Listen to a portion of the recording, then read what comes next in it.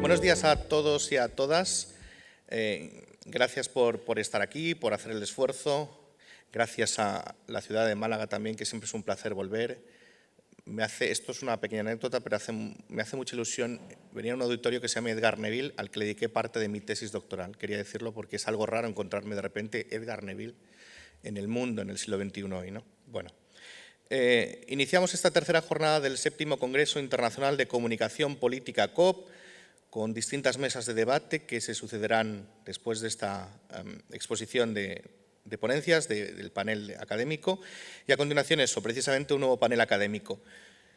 Imprescindible en este sentido, como estamos comprobando estos días, la comunión entre profesión y academia. Bueno, como director del Departamento de Comunicación de la Universidad de Nebrija, permítanme que agradezca a la COP esta invitación. Nosotros tenemos un máster universitario en Comunicación Política y Gestión de Crisis y Emergencia y creemos que el incentivo de estos foros es fundamental, ¿no?, para reflexionarnos, para entendernos, para analizarnos y, en especial, sobre todo, conocernos. Déjeme también que agradezca la invitación a presentar este panel a Pedro Marfil y al resto de miembros de la COP y también a la profesora y compañera Carmen Torres. Nuestro próximo panel académico está dedicado a las campañas electorales, esos periodos de tiempo que yo ya no sé si son permanentes, como se suele decir actualmente, ¿no?, omnímodos, porque todo lo pueden, en los que los candidatos, los partidos, las estructuras se dan a conocer, se publicitan, se venden, se explican y los votantes pues elegimos, compramos, desechamos, queremos, en fin, ya saben.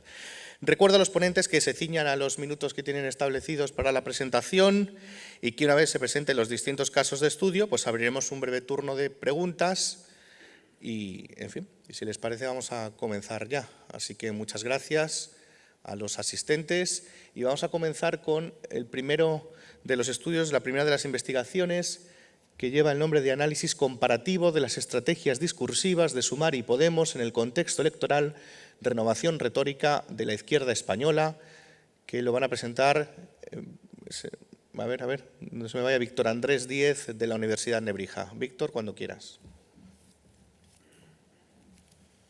Animemos con un aplauso a los ponentes también, que lo van a agradecer, aparte del café.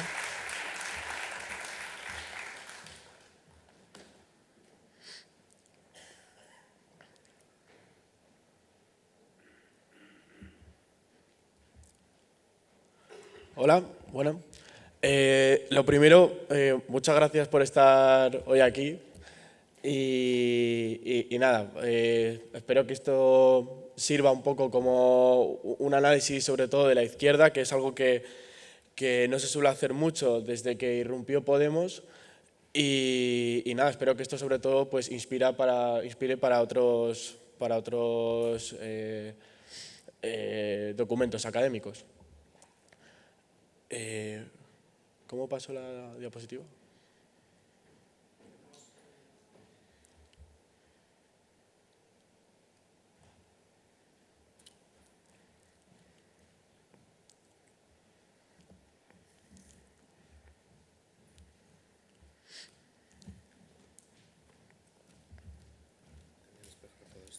Nada, no te preocupes.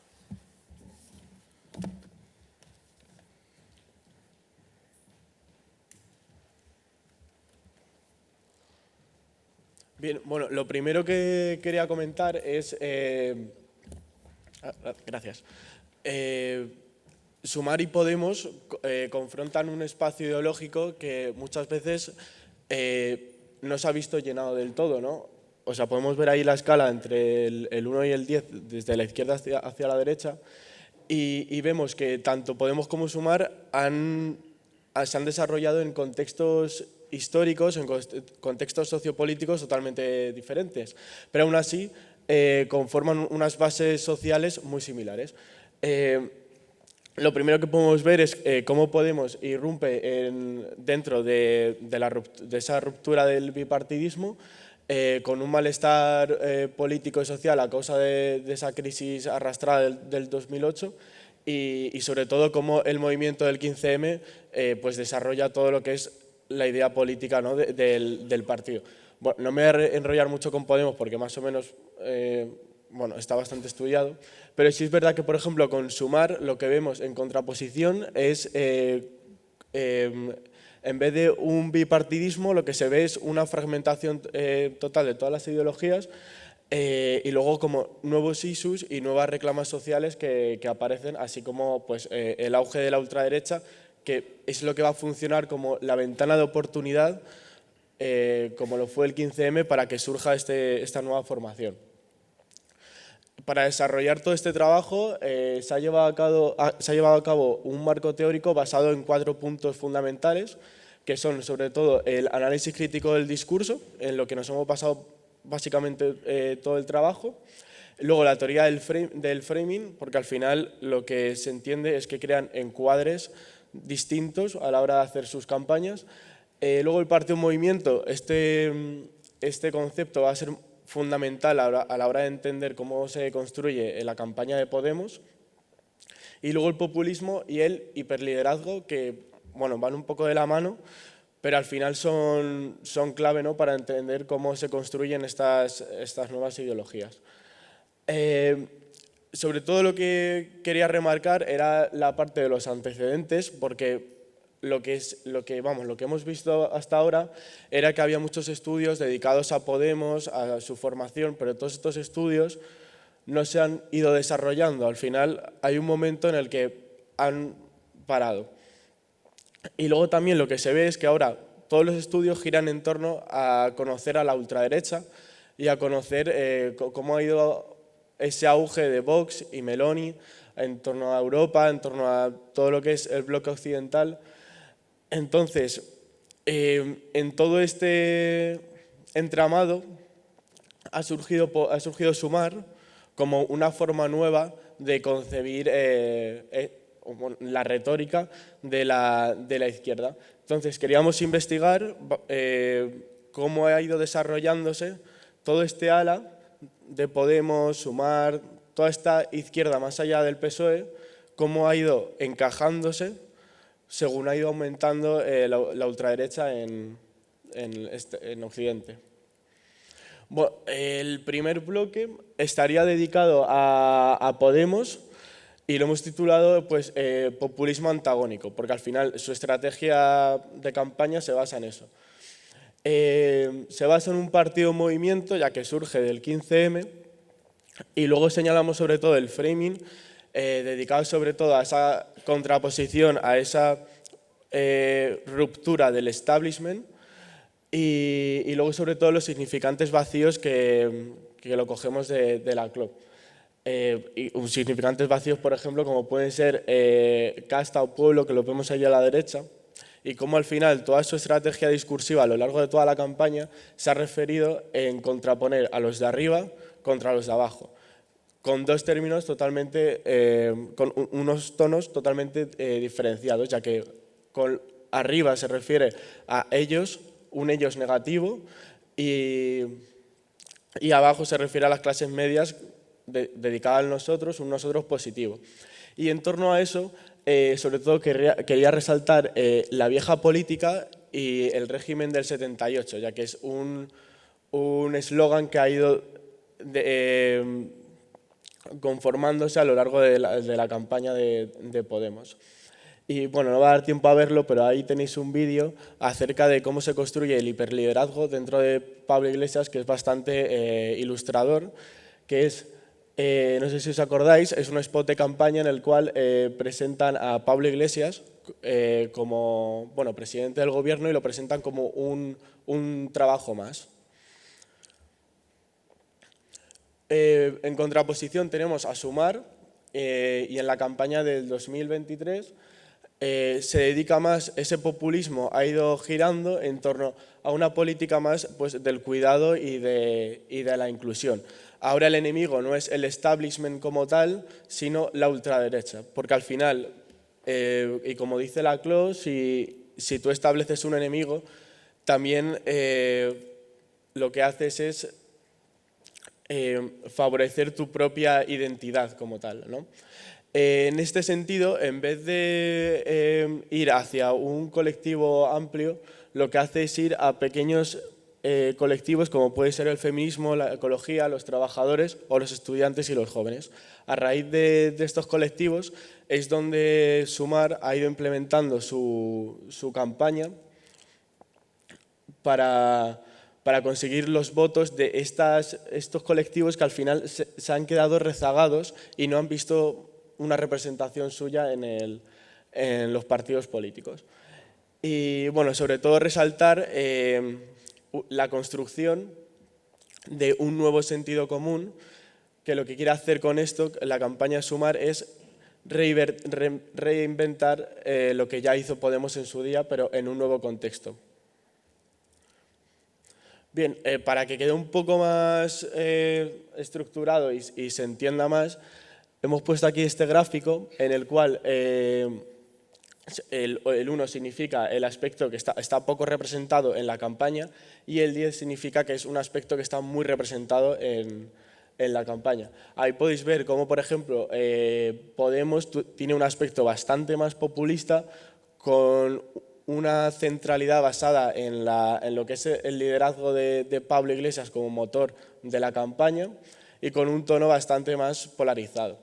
En contra podemos ver a Sumar, que sin embargo lo que quiere es conseguir un público objetivo mucho más amplio. Y bueno, sobre todo enfocar esta comparativa en cuanto a lo que es el enfoque discursivo, la narrativa y la hiperpersonalización del liderazgo. Ahí podéis ver cómo se ha ido contraponiendo uno con el otro, cómo el arriba y abajo ha ido desarrollándose, ha ido cambiando hacia el nuevo sentido común y hacia un tono bastante más suave. Bien, y nada, como conclusión, ahí tenéis dos frases que simbolizan bastante bien cómo ha ido la campaña, tanto de Podemos en 2015 como de Sumar en 2023.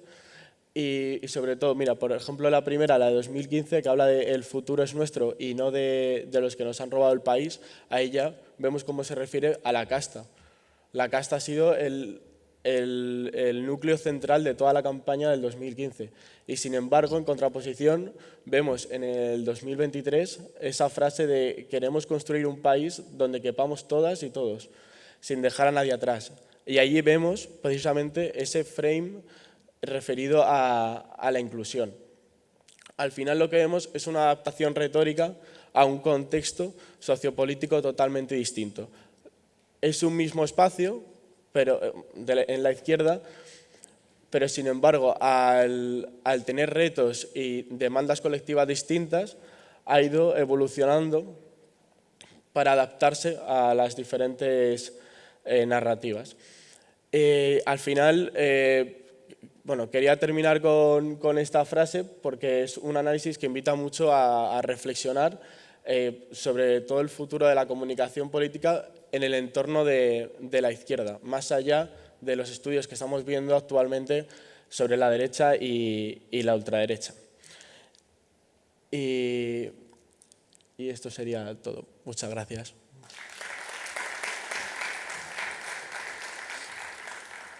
Análisis del discurso populista durante el debate televisivo de la primera vuelta de las elecciones presidenciales del Ecuador del 2021 y su relación con la polarización de la conversación política, de María Elisa Alemán Vela, Carolina Ávila Nieto y Ximena Guerrero Baculima, de la Universidad del Azuay. Y está María Elisa, ¿verdad?, representante del... Un aplauso, por favor.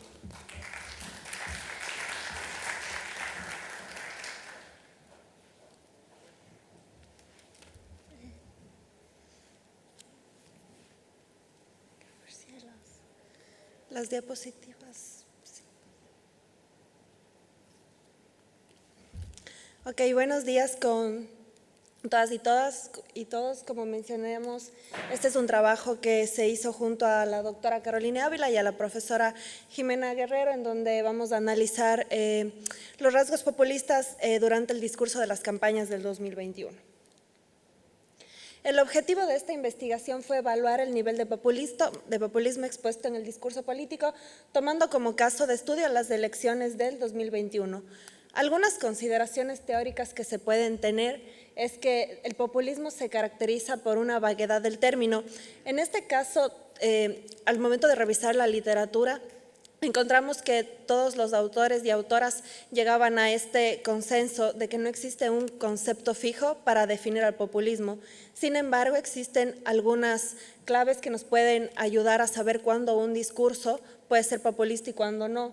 En este caso, el populismo en América Latina surge cuando las sociedades atraviesan momentos de crisis y también los múltiples significados del populismo dentro de América Latina se da por las democracias y los contextos históricos que hemos vivido.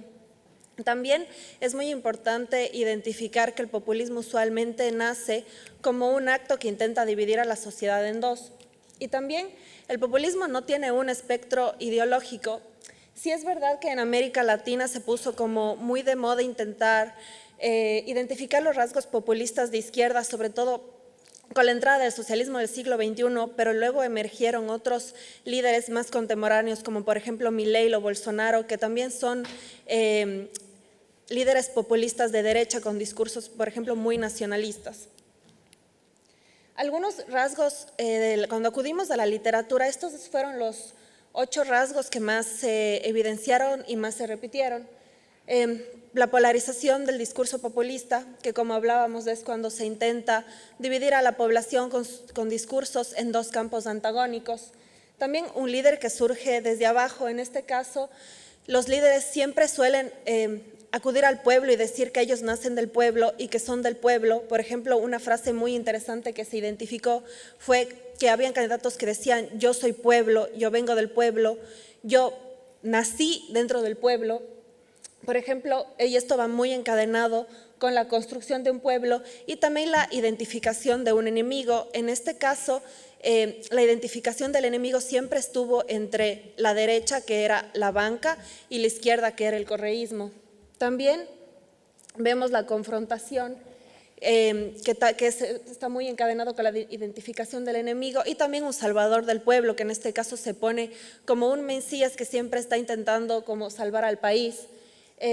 También la victimización, bueno, el clientelismo y la demagogia, que están encadenados a pedir favores a través del voto. Y también en democracias que son repúblicas es muy común los hiperpresidencialismos y un presidente que intenta engrosar, digamos, al ejecutivo. Para la metodología de este trabajo hicimos cualitativo, interpretativo y argumentativo. El análisis, elegimos el análisis del discurso porque es una técnica que evalúa las representaciones discursivas de todos los candidatos. Para la unidad de análisis elegimos el debate de la primera vuelta, que se dividió en 2, cada uno tuvo una duración de 3 horas, se transcribió todo a mano y luego, como vimos que tenía un corpus grande, consideramos necesario meterlo en el programa de software en vivo, y esto nos dio como resultado que de los 16 candidatos que hubo, estos fueron los 6 que más carga semántica populista tuvieron: Guillermo Lasso, Andrés Arauz, Yacu Pérez, Lucio Gutiérrez, Jimena Peña y Carlos Chañay. Esta figura demuestra las palabras que más se repitieron durante el discurso.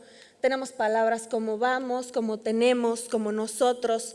Estas palabras se consideran importantes ya que están en plural, y esto nos se nota que en este caso los candidatos siempre se incluían dentro de los discursos, hablaban desde el nosotros y no desde como el pueblo, sino como nuestro pueblo.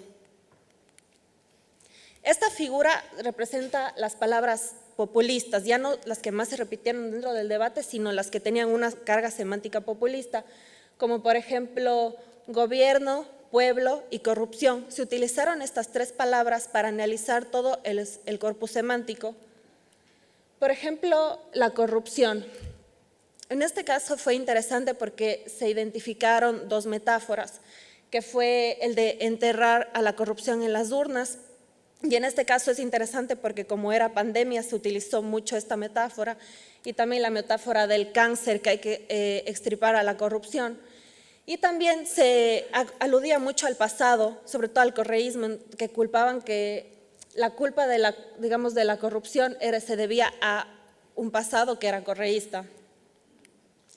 En este caso, la palabra gobierno no se encontró una carga semántica tan alta, simplemente también se hacía mucha alusión a los gobiernos pasados, que eran los culpables de toda la corrupción que atravesaba el país. En cuanto a la palabra pueblo, es interesante notar que se encontró que el pueblo en este caso tiene una nacionalidad. Todos los candidatos constantemente estaban refiriéndose al pueblo ecuatoriano. Y también se notó que para los candidatos este era un pueblo débil. Siempre hablaban de que el Ecuador estaba débil. Pero sin embargo, a pesar de esa debilidad que se encontró en la construcción semántica, siempre decían que necesitaban de ese pueblo para ganar las elecciones. Y siempre aludían a que necesitaban de ese pueblo y de esa gente para poder llegar al poder y que sin ellos no podían. También es interesante analizar la cobertura de los rasgos populistas que se evidencian cómo crecen del primer debate al segundo. En la segunda parte del debate se nota que hubo un incremento de cargas populistas en los discursos. Aquí se hizo una concurrencia de códigos en donde se puede notar, por ejemplo, que hubo una alta concurrencia en confrontación, sobre todo con candidatos como Andrés Arauz y Yacu Pérez. Se tomó esta tabla de base para crear una tabla más específica en donde se tomó los 3 rasgos que más utilizaron los candidatos y se dividieron en confrontación, identificación de un enemigo y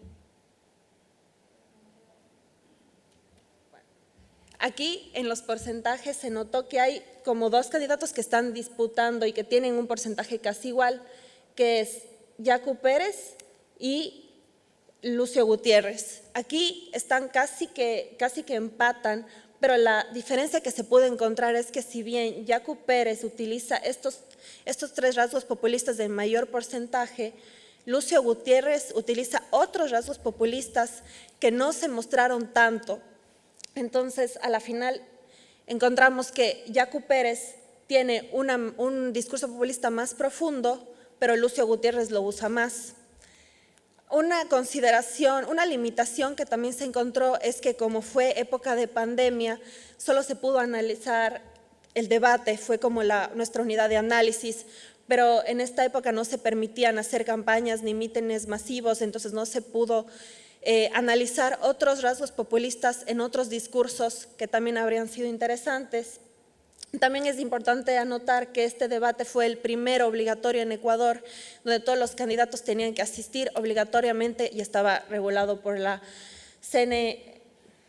También para consideraciones y futuras investigaciones se considera necesario que este puede ser una base para analizar las siguientes elecciones que ocurrieron tras la muerte cruzada, que fue un recurso que se implementó por primera vez con Guillermo Lasso, y también para las siguientes elecciones que se van a celebrar en febrero del 2025.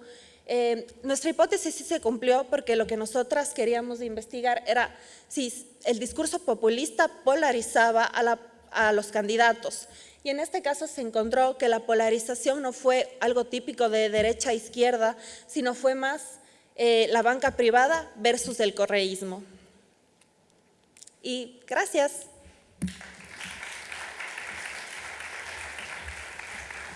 Gracias. Pues recuperamos ahora la ponencia de los compañeros de la Universidad de Navarra.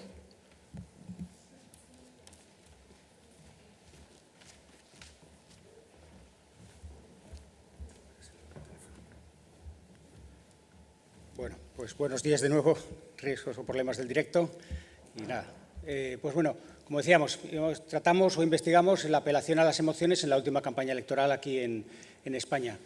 Sintetizando un poco el marco teórico o la literatura previa, lo que veíamos es que en el fondo las 3 grandes emociones a las que se suele apelar o que suelen reunir otro tipo de emociones son la que podríamos hablar entusiasmo, orgullo, ahí meteríamos también esperanza, optimismo, la de ira, odio, que también ha salido recurrentemente en este día y medio, y el de miedo, ansiedad. La relación con 3 de las actividades principales, podemos decir, que nos interesaban, sobre la movilización electoral, el entusiasmo y orgullo tienen una correlación positiva, la ira y el odio también. En cambio, el miedo y la ansiedad no hay resultados concluyentes de que en una situación de miedo aumente la participación, ¿no? El miedo también puede llevar a la parálisis, a la ansiedad y quizá no arrastre, ¿no?, el miedo a un futuro desconocido. Respecto a la búsqueda de información, es una correlación negativa en los dos primeros casos. En el caso del entusiasmo, orgullo de pertenencia, cuando hablamos sobre todo de orgullo de pertenencia a un partido o a un país o a una nación, la correlación es negativa. Lo mismo pasa con la ira y el odio, y en cambio el miedo y la ansiedad sí que hay una correlación positiva. Cuando hay ansiedad, cuando hay miedo, sí que aumenta el consumo de información política y en los distintos canales tradicionales o en redes sociales o lo que sea.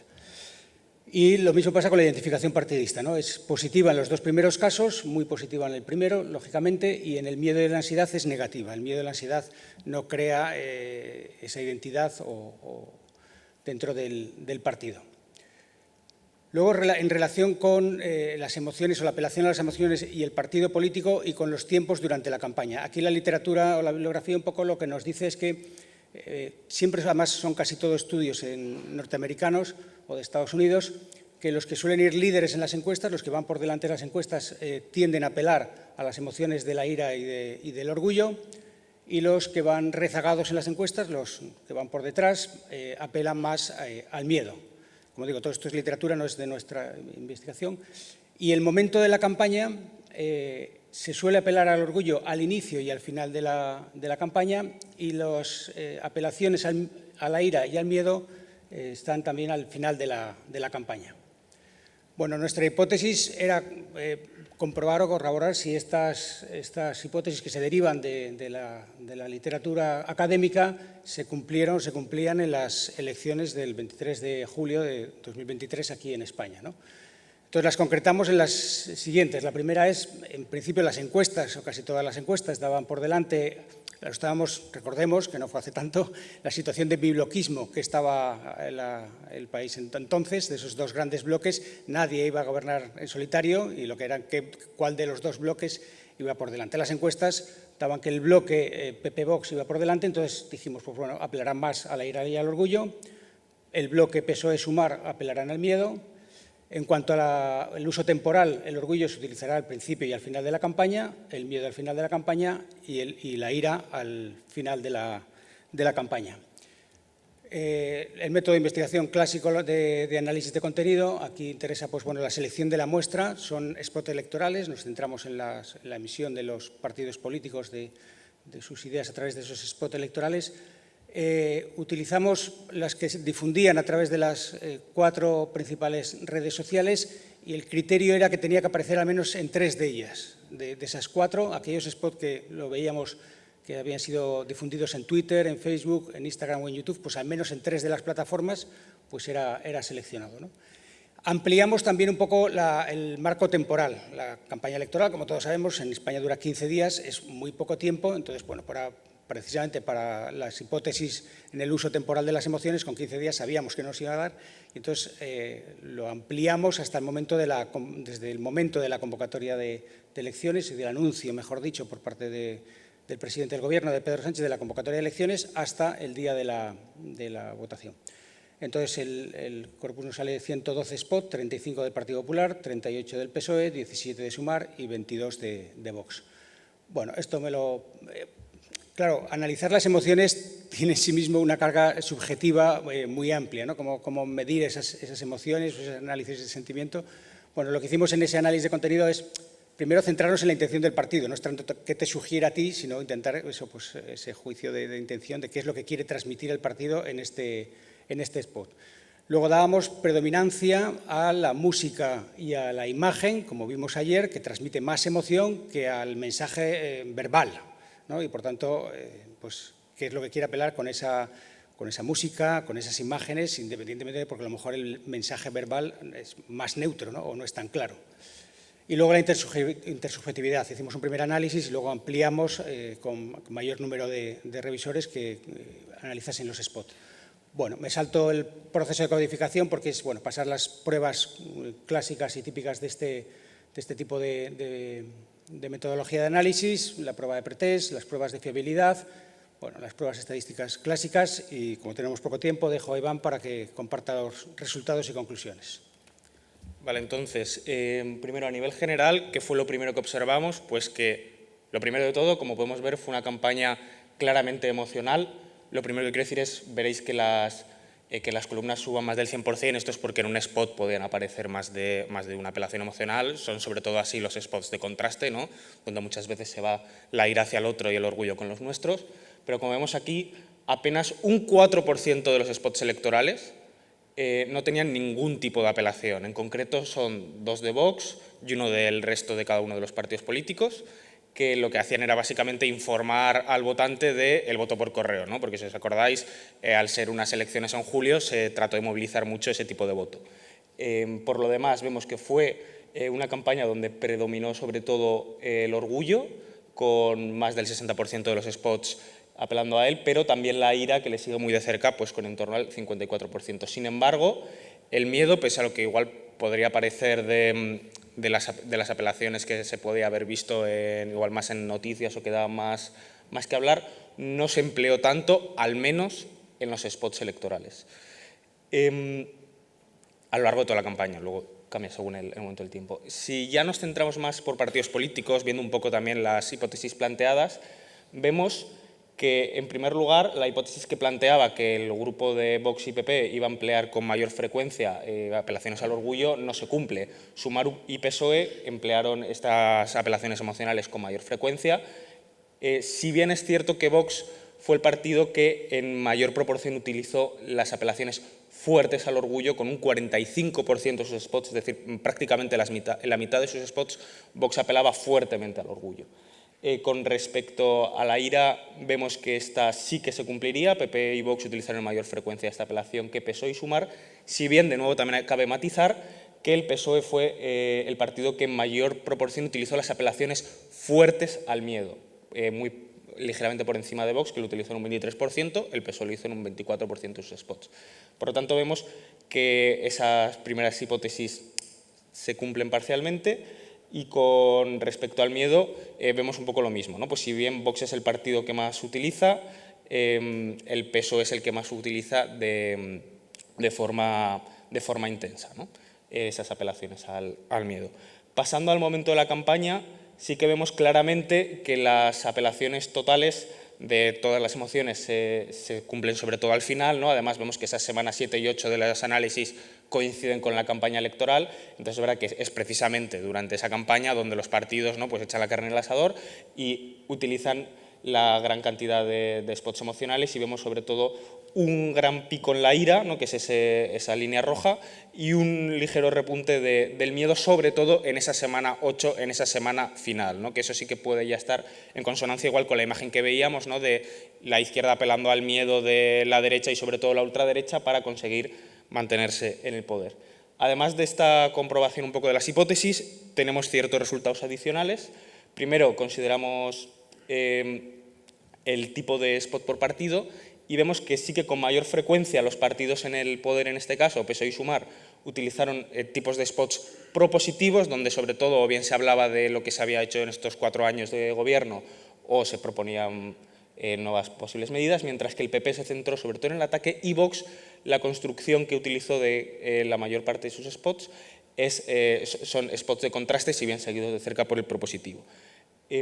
Seguido de ello, vemos claras diferencias entre protagonistas de spots por partido, mientras que en el PP predominan candidatos oponentes, en el PSOE son o bien candidatos o políticos del propio partido o el partido con su conjunto.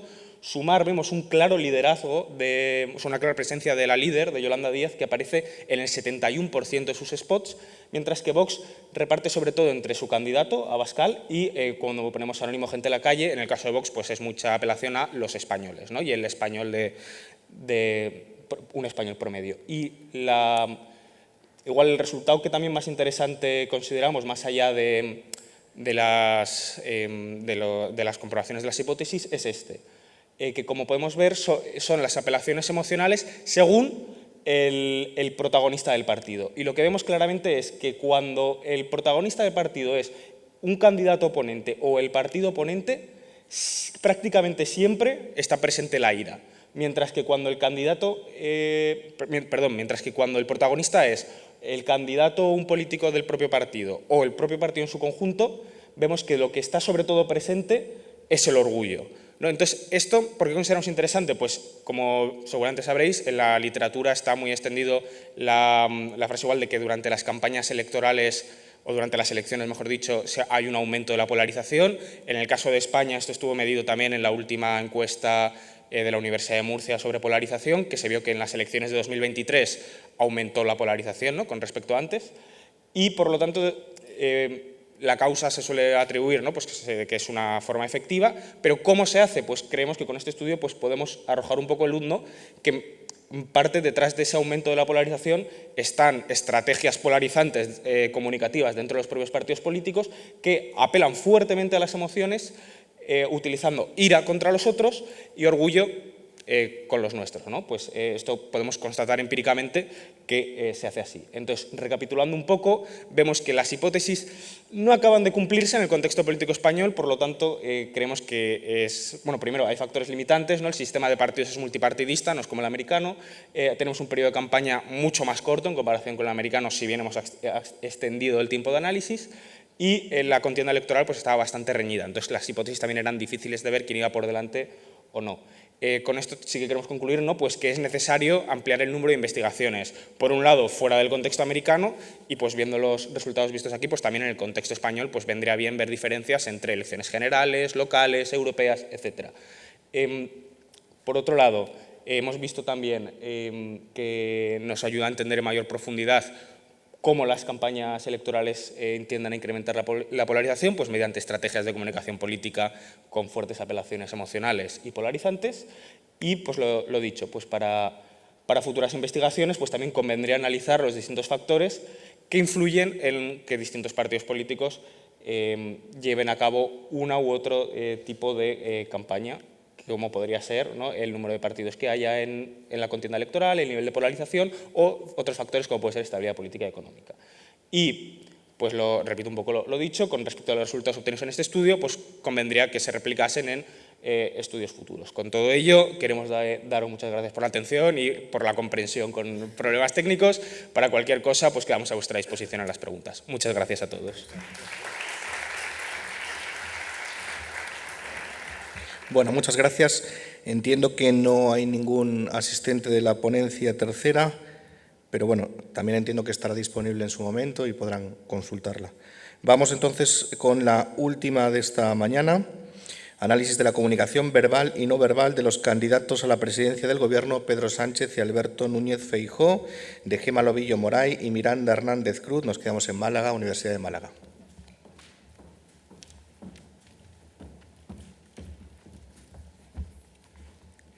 Muchas gracias. Bueno, vamos a comenzar. Buenos días, mi nombre es Gemma Lobillo y ella es Miranda Hernández y hemos hecho pues, un estudio sobre el análisis de comunicación verbal y no verbal de Pedro Sánchez y de Alberto Núñez Feijóo. Sobre las elecciones, también es un estudio también relacionado con el anterior, o sea, que realmente podrían ser incluso complementarios. En este caso, nosotros hemos establecido en este trabajo pues, un guión, introducción, marco teórico, metodología, resultados y conclusiones. Y en cuanto al contexto, pues, bueno, hemos establecido un marco, un panorama político cambiante en el que se dan este estudio, en el que son las elecciones de julio del 2023. Tengo un poquito de eco, ¿no? Sí. A ver. Y un avance de la derecha en las elecciones municipales y autonómicas. En ese contexto, pues, el PP estaba, digamos, tenía una posición dominante. Fueron unas elecciones anticipadas que se convocaron casi por sorpresa y los temas de actualidad en este momento fueron la amnistía, la ley del solo sí es sí y los pactos de gobierno. En cuanto al marco teórico, bueno, hemos hecho un trabajo sobre comunicación política, sobre debates electorales y entrevistas, lo comentaré más adelante lo que hemos estudiado y bueno, hemos utilizado distintos autores como Bolton, Canel u Ochoa. En cuanto a la comunicación no verbal, como os comentaba, hemos hecho un análisis comunicación verbal y comunicación no verbal, por lo tanto, teniendo mucha más importancia la comunicación no verbal en este estudio, pues hemos utilizado muchísimos autores como Corrans, Pollatos y etcétera, ¿no? Hemos estudiado la kinesia, la paralingüística, la prosémica y la indumentaria, ¿no? La kinesia, como sabéis, pues es el comportamiento corporal, la paralingüística son aquellas cualidades de la voz cuyas características son no verbales, la prosémica, que es su relación con el espacio, y la indumentaria, que es la forma de vestir y el aspecto físico. En cuanto a la metodología, bueno, nuestro objetivo, como he comentado, pues era conocer cuáles eran las diferencias entre ambos candidatos a la presidencia. Nuestras preguntas de investigación: ¿cuáles son los rasgos que diferencian el estilo comunicativo de Pedro Sánchez y Alberto Núñez Feijóo? ¿Cuáles son esos rasgos, sobre todo basados en la comunicación no verbal? Y qué temas, digamos, como investigación complementaria, componen los discursos de cada candidato. Hemos hecho una metodología inductiva que va de lo particular a lo general. Hemos utilizado distintos autores como Bermudo, Renovel, Laeras y Santander, y nuestra metodología principal, como he comentado, es el análisis de contenido y el análisis del discurso. ¿De acuerdo? ¿Cuál ha sido la muestra de nuestra investigación? Bueno, pues en las elecciones, en el periodo electoral de julio del 2023, pues se dieron 2 entrevistas en El Hormiguero de cada uno de los candidatos y un cara a cara. Por lo tanto, nos ha parecido interesante analizar pues un programa de entretenimiento y después pues un debate a modo tradicional, ¿no? De esta forma podríamos sacar conclusiones mucho más interesantes, no solamente lo estrictamente preparado que se dan en los debates electorales, sino también una forma un poquito más distendida en un programa de entretenimiento como es El Hormiguero, capitaneado por Pablo Motos, ¿no?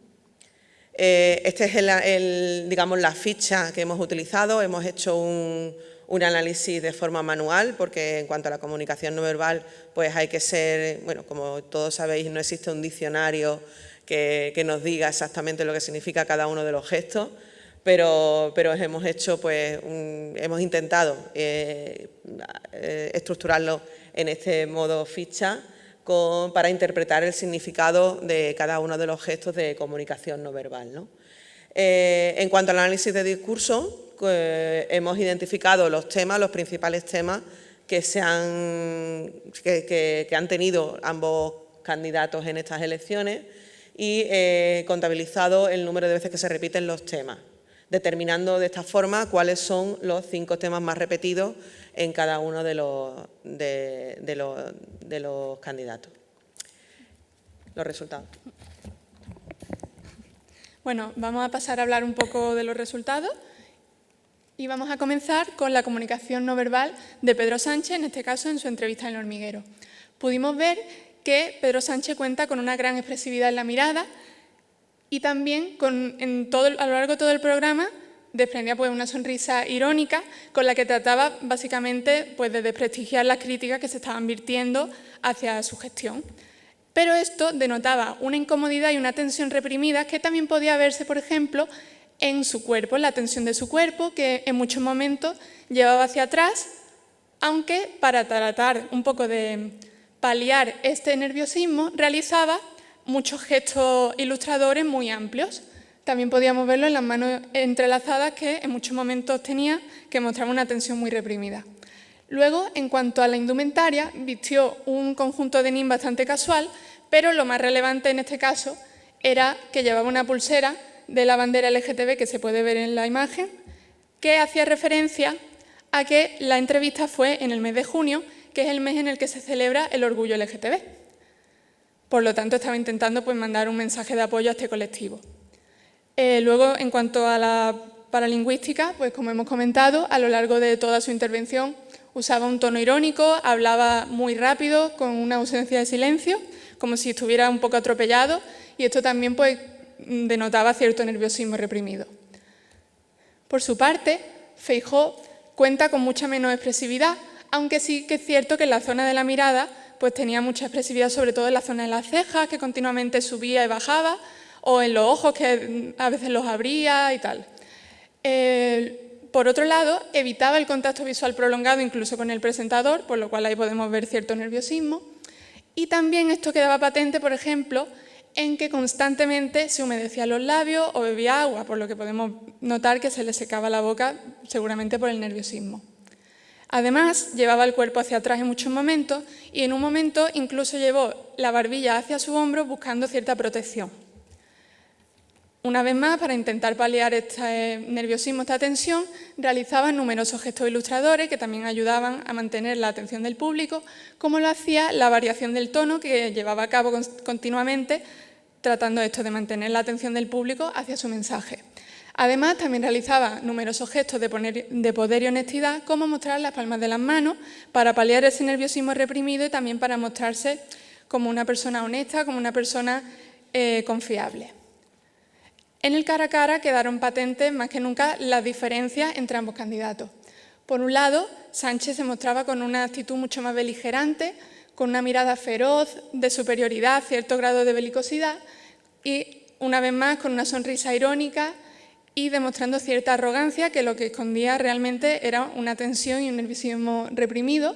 Llevaba también el cuerpo hacia adelante y también realizó algunos gestos un poco belicosos, como por ejemplo señalar con el dedo a Feijóo.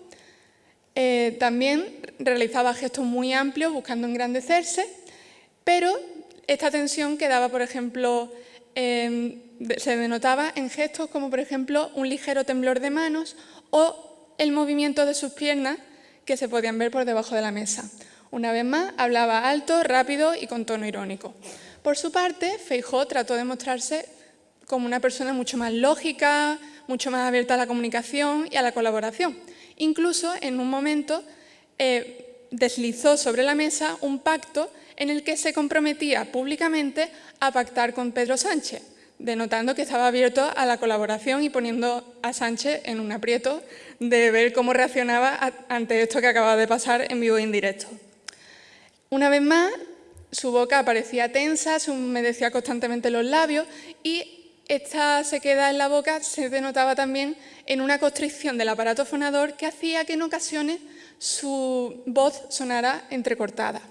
También aparecía una rigidez corporal y en muchos momentos negaba con la cabeza, como demostrando que lo que estaba diciendo Sánchez no lo comprendía o le parecía que no tenía sentido. Y también podíamos ver un movimiento nervioso en sus piernas, que era como una forma de liberar esa tensión que sentía.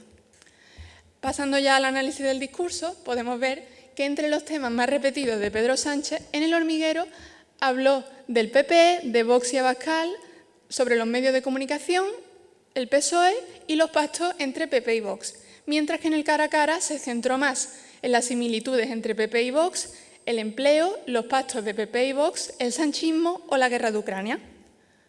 Por su parte, Feijóo en El Hormiguero trató como tema principal Galicia, los pactos de PP y Vox, Bildu, las mayorías absolutas que había conseguido a lo largo de su trayectoria política y la convocatoria de elecciones anticipadas. En el cara a cara se centró más en temas como Bildu, Esquerra Republicana, el independentismo catalán, Galicia o el sanchismo. Una vez que hemos visto ya estos resultados, vamos a pasar a las conclusiones que hemos extraído de esta investigación. Y en primer lugar, pues podemos ver que la comunicación no verbal de Sánchez es mucho más agresiva. Realiza gestos mucho más beligerantes y agresivos hacia su rival o incluso hacia el presentador, ya que en El Hormiguero también pudimos ver algunos momentos en los que se ponía un poco a la defensiva con Pablo Motos. También debemos destacar que la gestualidad de Feijóo se centra sobre todo en las cejas. Si bien es cierto que el candidato popular no cuenta con tanta expresividad facial como Sánchez y que la parte más destacable de su comunicación no verbal son todos los movimientos ilustradores que realiza con sus manos, sí es cierto que en la zona de su mirada sí que cuenta con mucha expresividad. Sánchez además cuida mucho su indumentaria y su apariencia, siempre aparece muy presentable, muy elegante, muy adecuado en cada momento según lo que quiere transmitir y utiliza los accesorios para lanzar mensajes, como hemos hablado anteriormente del tema de la pulsera, que no es algo casual, sino que está buscando lanzar un mensaje. Por otro lado, hemos visto que Feijóo evita el contacto visual prolongado en ambos programas, no solo en el cara a cara, sino también en la entrevista. Hay ciertos momentos en los que evita mantener un contacto visual muy largo con el presentador, denotando pues, cierto nerviosismo o que no le gusta mucho mirar a los ojos directamente. Luego podemos ver que se encontraron incongruencias entre el canal verbal y el no verbal de ambos candidatos. Ambos trataban de mostrarse seguros de sí mismos y en control de la situación, pero sobre todo su comunicación no verbal dejó patente que ambos contaban con una tensión y un nerviosismo reprimido. Por otro lado, el discurso de ambos candidatos contenía una gran variedad de temas y no estaba monopolizado por un tema en específico. A pesar de que hay algunos temas que se repiten más que otros, estos no cuentan con un porcentaje tan grande como para decir que son los temas que monopolizan el discurso de los candidatos. En el lado de Sánchez, los temas tratados podemos ver que estaban más relacionados con los partidos de la oposición y con defenderse ante las críticas que otros realizaban a la gestión de su gobierno. Mientras que en el caso de Feijóo, este trató temas relacionados con su trayectoria política en Galicia y con críticas al gobierno de Sánchez. Y esto ha sido todo. Muchas gracias.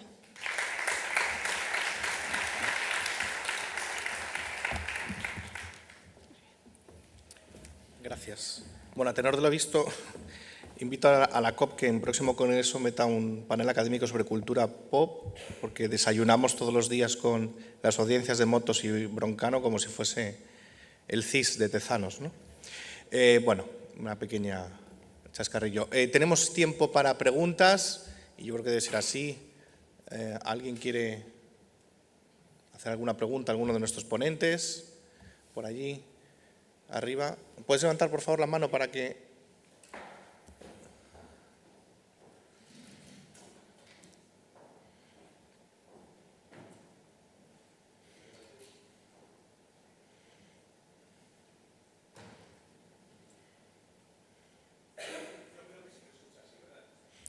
Sí. En relación al primero de los paneles y a la comparativa no sé si tiene más reflexión o de pregunta de propuestas, en relación a la primera de las ponencias, bueno, me llamo Benito García, que trabajo en Madrid y en Málaga, soy gallego, y en relación con eso, precisamente por esa cuestión última, en el análisis comparativo entre Podemos y Sumar, que al final parte de un planteamiento personal, de carreras personales, las dos se inician además curiosamente en Galicia, por eso estaba lo del personalismo, Pablo como asesor de Media y Yolanda como concejala y después diputada.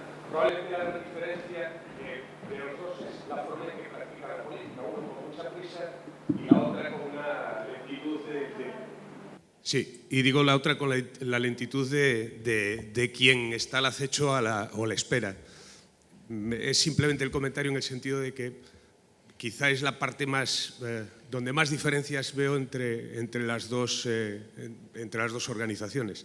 El cómo uno y otro llegan a tener más poderes o a asumir más poderes o a asumir más poder en el tiempo, uno en la espera, otro con la urgencia, pero los dos con el personalismo de la campaña.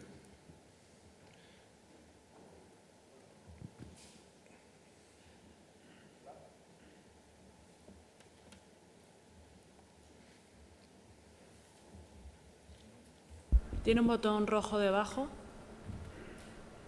Dale unos segundos y ya se enciende.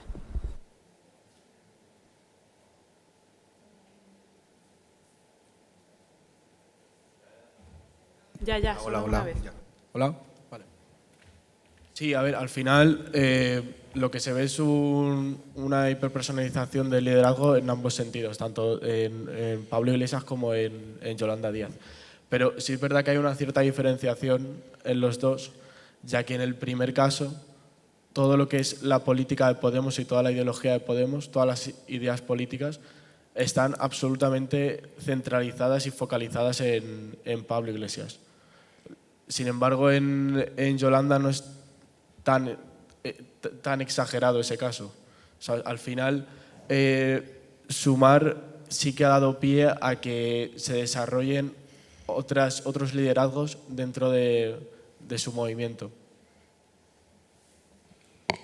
Bueno, ¿tenemos alguna pregunta más o alguna línea de debate abierta por allí?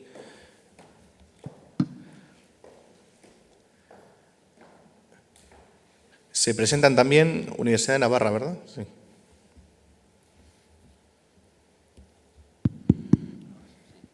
Ahora se oye, ¿no? Sí. Carlos Barrera, Universidad de Navarra. La pregunta va dirigida precisamente a mis compañeros de departamento que han presentado sobre las elecciones del 23 de julio pasado. Habitualmente se maneja casi como tesis habitual que una parte importante de la victoria, bueno, de la victoria no, pero sí del mejor resultado que obtuvo el Partido Socialista al final de la campaña fue debido a que movilizó el voto del miedo contra PP y Vox, y sobre todo al final de la campaña, y especialmente, también hay que decirlo, sobre todo en Cataluña. A lo mejor esto es particularizarlo en exceso, pero parece que por las conclusiones a las que se ha llegado, a través solo de los spots, también es cierto, hay una especie como de contradicción con esta tesis general que se maneja casi como moneda común. ¿Qué es lo que podríais comentar a este respecto?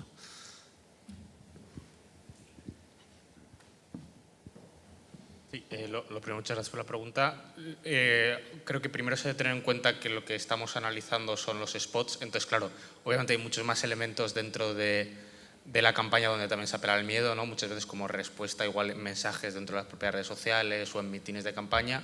Entonces, nosotros nos quedamos con un universo cerrado que son spots, y además no todos los spots, que es algo que nos gustaría también decir, sino que analizamos los que son publicados en al menos 3 de las 4 redes sociales. Entonces, sí que es posible que hubiese varios spots que apelasen al miedo en esas últimas semanas que aún y todo no hayan sido recogidos en este corpus. Más allá de eso, sí que lo que vemos, que yo creo que había un poco en la gráfica, que es que aunque el miedo no fuera la emoción predominante, porque vimos que se utiliza en mucho más proporción apelaciones a la ira y el orgullo, conforme al momento del tiempo sí que se ve un aumento de las apelaciones al miedo, tanto a nivel general como, teníamos 10 minutos para hacer todo, pero sí que si nos centramos en el Partido Socialista, sí que al final de la campaña son donde se realizan la gran cantidad de las apelaciones al miedo que quedan recogidas.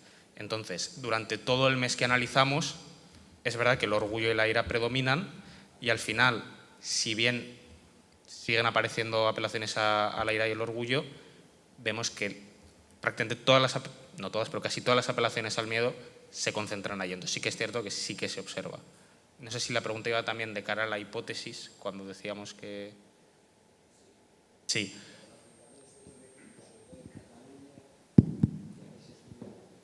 Claro, sí, efectivamente, ese sería luego el punto. Si alguien ha oído, dice, de Cataluña, nosotros nos centramos a nivel nacional y también en la cuenta oficial del partido a nivel nacional. Es decir, luego cabe la posibilidad de que el PSC o nosotros que somos de Navarra, el PSN, ¿no? Pues hagan spots más concretos también para diversificar un poco el votante, ¿no? Porque no es lo mismo un votante catalán igual que un votante de aragonés.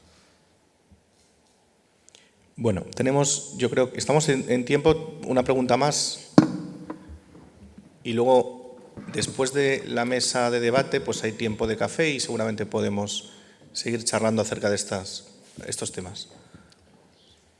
Sí, bueno, yo más que una pregunta, es una propuesta en relación con la investigación de la Universidad de Navarra, ¿no? A mí me atrae, me parece muy atractivo el tema de las emociones en los spots electorales, pero mi propuesta sería hacer un análisis comparativo con campañas anteriores. Por ejemplo, la campaña electoral de 2008 tuvo una fuerte carga emotiva en los spots electorales, y quizá a lo mejor tendría sentido ver cómo han ido evolucionando las campañas electorales en este sentido, en la apelación a las emociones en los spots electorales. Era, bueno, simplemente esto. Bien, ¿alguna pregunta más? Y cerramos. No. Bueno, pues nada, agradecemos mucho a los ponentes que nos han acompañado esta mañana, a ustedes también por estar aquí y sobre todo los que han madrugado. Tenemos ahora a las 10:15 una mesa de debate de campañas Estados Unidos-Unión Europea, evidentemente muy interesante, y nada, pues disfrutaremos de ello. Gracias.